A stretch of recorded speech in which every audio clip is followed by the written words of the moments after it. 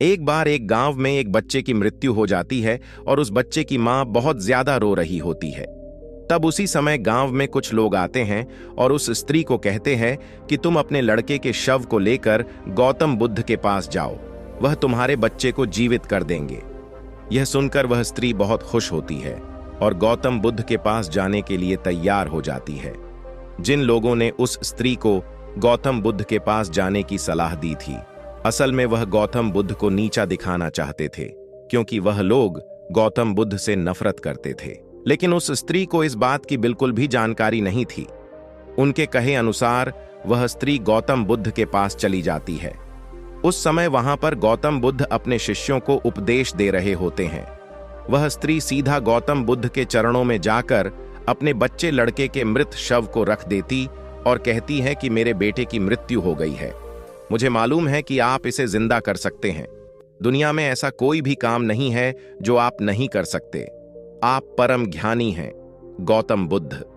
पहले उस स्त्री की बात सुनते रहे और वहां बैठे उनके शिष्य और अन्य लोग भी गौतम बुद्ध के जवाब का इंतजार करते रहे।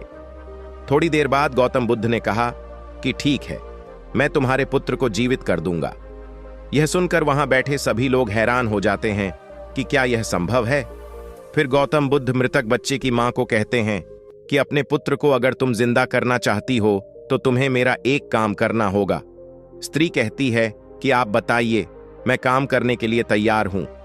गौतम बुद्ध उसको कहते हैं कि तुम एक मुट्ठी भर गेहूं लेकर आओ, लेकिन गेहूं उसी घर से लाना है जिसके घर में कभी भी कोई मृत्यु नहीं हुई है। वह स्त्री गेहूं लेने के लिए गांव में चली जाती है। पहले घर में जाती है, गेहूं मिल जाता है, लेकिन उस घर में काफी समय पहले बुढ़े आदमी की मृत्यु हो चुकी होती है।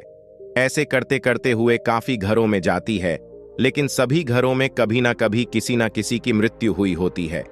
अब वह इस तरह समझ जाती है कि ऐसा नहीं हो सकता कि किसी भी घर में मृत्यु ना हुई हो। जिस घर में किसी ने अगर जन्म लिया है तो उसकी मृत्यु भी अवश्य हुई होगी। फिर वह स्त्री भी गौतम बुद्ध के पास चली जाती है और वहां जाकर गौतम बुद्ध के चरणों में जाकर बैठ जाती और कहती है कि आपने कुछ भी नहीं कहा, लेकिन मैं सब समझ गई कि जिसका जन्म हुआ है उसकी मृत्यु भी अवश्य होगी। चाहे वह इंसान सुंदर हो, करूप हो, बूढ़ा हो, जवान हो, अगर उसने जन्म लिया है तो उसकी मृत्यु अवश्य होगी। मुझे इस बात का ज्ञान तो था, लेकिन मैं इस बात को मानने के लिए तैयार नहीं थी। अब मुझे यह बात समझ आ गई है और फिर वह स्त्री वहां से अपने बेटे की लाश को लेकर चली गई।